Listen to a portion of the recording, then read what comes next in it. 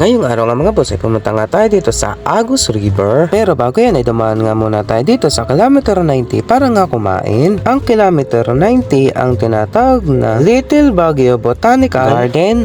Dito nga ay napakaganda ng view kapag nga ikaw ay kakain. Ang kilometer 90 ay hindi lamang basta-basta isang restaurant. Ito nga ang uri ng isang restaurant na talaga namang kasama na rin ang pasyalan at ang resort na talaga namang mamamangha ka sa mga makikita mo dito. At kagaya na nga lamang nitong hardin na ito na talaga namang dito mo lamang makikita at aakalain mo na nasa Japan o Korea ka. At syempre kakabugin-kabuga naman ng restaurant na ito dahil napakaganda ng kanilang dining place at aakalain mo na dito nga ay may ginaganap na okasyon. Bali tinikman na rin nga namin dito ay ang kanilang bulalo at ang kanilang ang silog. Pagkatapos nga namin kumain ay namasyal nga kami dito at nakita nga namin itong isda na napakalaki naman talaga na gustong-gusto nga namin makuha. At meron din nga pala dito mga alaga sila na tilapia. Bali pagkatapos nga namin kumain ay dumiretso na rin nga kami sa aming pupuntahan at talaga naman di ay bagyong bagyo ang vibes.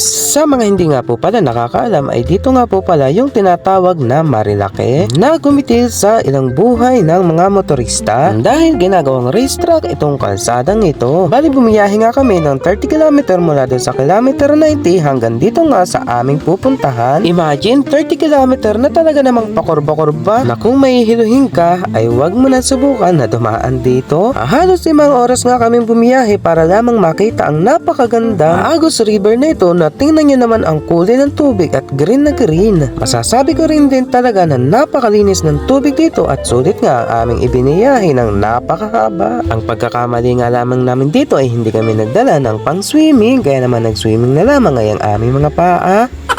At sa pagkakaalam ko po na itong river na ito na nakakonekta sa dagat kaya naman ganitong kaganda ang tubig dito. Kaya naman kahit malayo ito ay talaga namang dinarayo ng napakaraming tao. At ang kagandahan nga dito mga boss ay dito nga ay walang entrance fee. Na kung magka-outing kayo dito ay magdala lang kayo na pagkain ninyo ay talaga namang sold na sold. Nasa sa inyo na yun kung kukuha kayo ng cottage. Kapag naman magbabanlaw kayo ay magbabayad lamang kayo ng 5 to 10 pesos at makakapagbanlaw na kayo sa CR nila. Ano mga boss, sana nagka-idea kayo. Maraming salamat sa panonood. Ingat!